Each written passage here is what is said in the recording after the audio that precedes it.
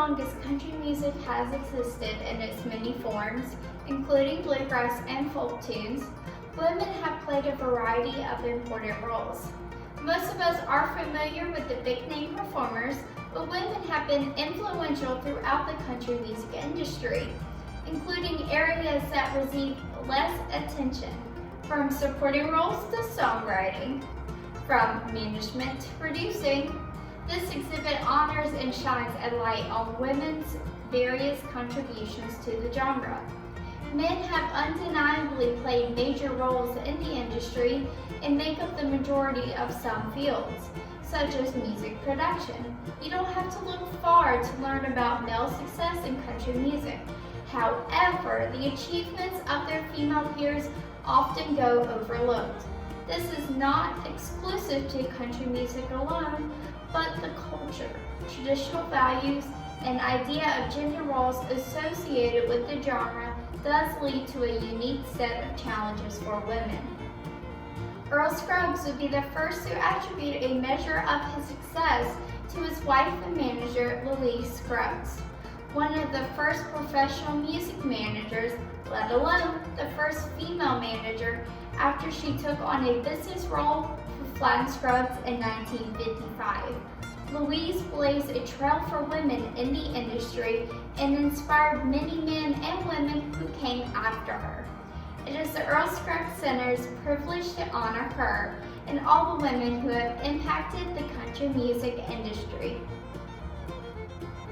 Sarah and Mabel Carter were two of the first women in country music to be widely recognized across the country. Like Earl Scruggs, Mabel Carter's distinctive style of playing her instrument became named for her. The Carter Scratch is a finger-picking method of playing guitar where the melody is played on the bass strings. Along with A.P. Carter, who was Sarah's husband and Mabel's brother-in-law, the Carter family's music was some of the first to be produced commercially. Their first recordings were made in August of 1927 in Bristol, Tennessee, and were produced by Ralph Peer. Their songs have become standards in country music, and numerous musicians who came later recorded their tunes set to different lyrics. We often see country music as a genre with strong ties to traditional value of the working class American South. Sometimes this is shown in song lyrics that suggest clear and sometimes rigid definition of gender roles. Women in country songs are often called girls, and they can either be sweet, wholesome, motherly types, or they can be sexy, honky-tonk angels, but never both. Many songs may define a female character by her relationship to a man. Men in country songs are usually framed as good old Southern boys, and tend to be the cowboy boot-wearing, carefree subjects at the center of many songs. What do we think is the look of a woman in country music? Does she wear feminine dresses or blue jeans? Does she grow her hair long? Does she have white skin? Many female country stars fit this type, but not all do. Women who challenge a stereotype may get criticism and pushback, but they also bring a new perspective to the table and may find a different way to connect with new audiences.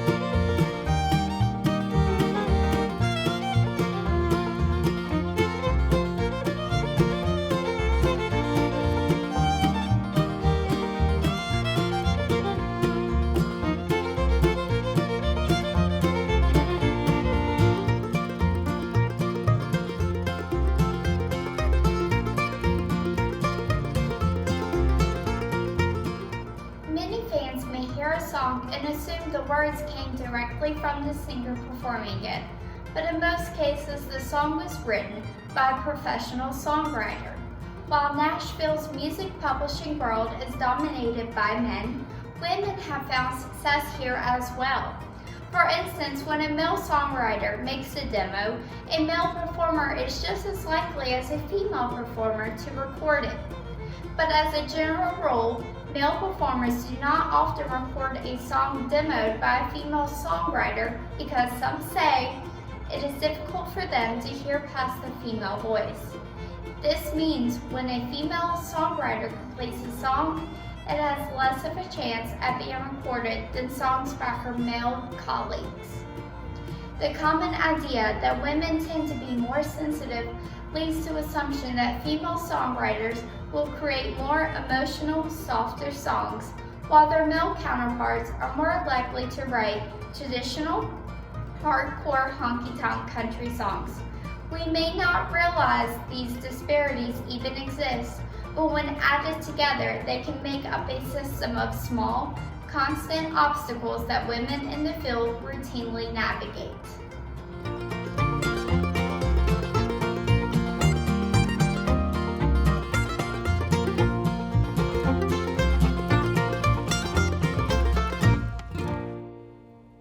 Randall is the first African-American woman to write a #1 country song. Recorded by Trisha Yearwood, X's and O's reached the top spot on Billboard's Hot Country Songs in 1994. More than 30 of Randall's songs have gone on to be recorded, including Girls Ride Horses Too and Small Towns Are Smaller for Girls. In addition to songwriting, Randall is the renowned author of novels such as The Wind Done Gone and Pushkin and the Queen of Spades. She is also writer-in-residence at Vanderbilt University and appeared in Ken Burns' 2019 documentary, Country Music. Each managerial job is different depending on the type of manager and the needs of the client. In general, managers look out for the best interests of their clients by negotiating business contracts and terms. The work requires a tough personality and the ability to take a balanced look at all sides of the situation. Women in executive positions are often working against social stereotypes and traditional gender roles. Though they shouldn't be bossy or take a hard line on business deals. Assumptions that women are too emotional to make rational decisions also undermine perceptions of female managers. But many successful women have proven how wrong these ideas are.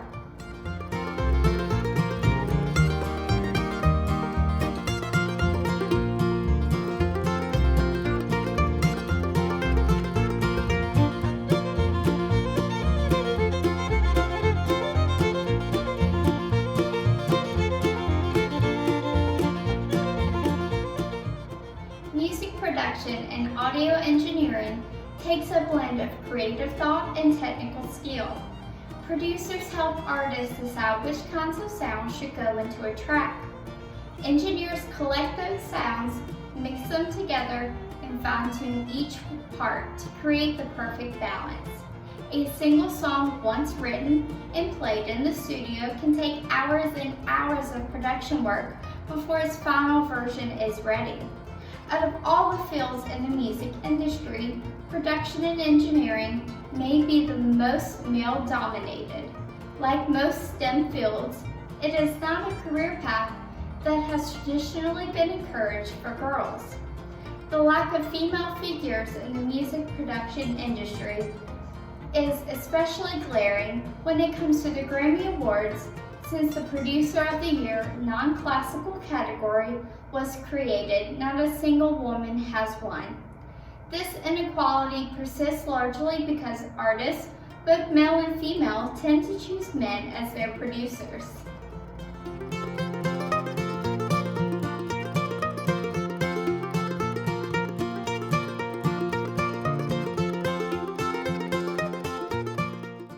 According to the U.S. Department of Commerce, women make up about half of the overall workforce, but only 25% of workers in STEM-related careers. From a young age, girls often understand an implicit message that only males can become scientists, engineers, leaders of tech industries, or mathematicians. This message comes from the stereotype that girls are not good at math or science. Studies have shown that this perception and lack of self-confidence that comes with it can actually result in poor performance, and lower test scores. As this is becoming a clearer issue, corporations and nonprofits have started initiatives to build confidence and encourage girls to consider careers in STEM.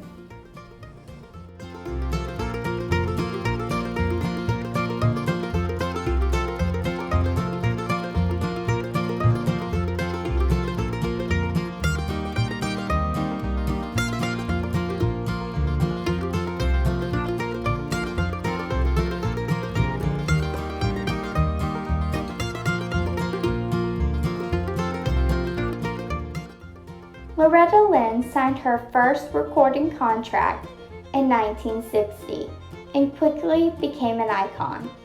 Writing her own songs, she made waves by tackling controversial subjects such as divorce, sex, alcohol, and war. Her autobiographical song, Coal Miner's Daughter, later became the title of her memoir and a film about Lynn's life growing up in rural Kentucky. 51 of her songs have become top 10 hits, and in 1972, she earned the distinction of being the first woman in history to win the Country Music Association's Entertainer of the Year award. At 87 years old, Loretta Lynn continues to make new music, releasing her most recent album, Wouldn't It Be Great, in 2018. For more than 50 years, Connie Smith has been a staple of the country music world. Her first single, Once a Day, reached #1 on Billboard's Hot Country Songs and held that place for 8 weeks. With accomplishments such as 3 CMA Awards and 11 Grammy nominations, Smith was inducted into the Country Music Hall of Fame in 2012. Smith released her most recent album, Long Line of Heartaches, in 2011. The album, produced by her husband Marty Stewart, features several songs co-written by the couple. If you look at the statistics, or even just spend some time listening to country radio, it is obvious that female artists are played far less than male artists. As more attention is being brought to gender inequality, some have pointed to the issue, but little has been done to fix it. One of the key problems, the power and culture of radio programming. All artists, and especially women, are in a vulnerable position when it comes to the country radio gatekeepers.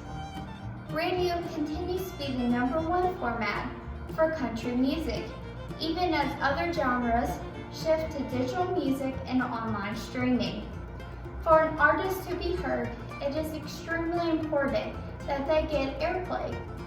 In order to do this, they are encouraged to tour radio stations, have on-air interviews, and keep radio programmers happy, sometimes at any cost. This power dynamic can also put male artists in difficult situations.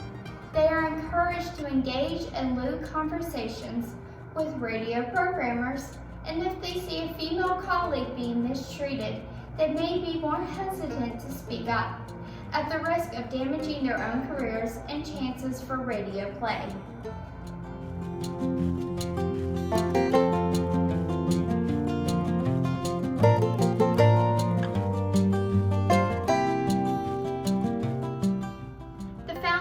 Of today's country and bluegrass music came from the folk songs and ballads of the Appalachian Mountains brought to America by English and Scottish immigrants. These traditions might have disappeared if not for song collectors. In the 19th and early 20th centuries, several known song collectors began writing down their traditional tunes passed down through the generations. When portable recording devices such as wax cylinders became available, folklorists visited farms, ranches, and churches to make field recordings so that future generations could hear these tunes firsthand. The preservation of country music artifacts keep the history and stories of the genre alive. Physical symbols of the culture, such as instruments, costumes, and photographs, are preserved and displayed at the Country Music Hall of Fame and Museum in Nashville, Tennessee. We have two key women to thank for leading the effort to create the Country Music Hall of Fame and Museum, which opened in 1967. The efforts of Frances Preston and Joe Walker Metter ensured that this central repository for the culture and history of country music exists and still thrives today.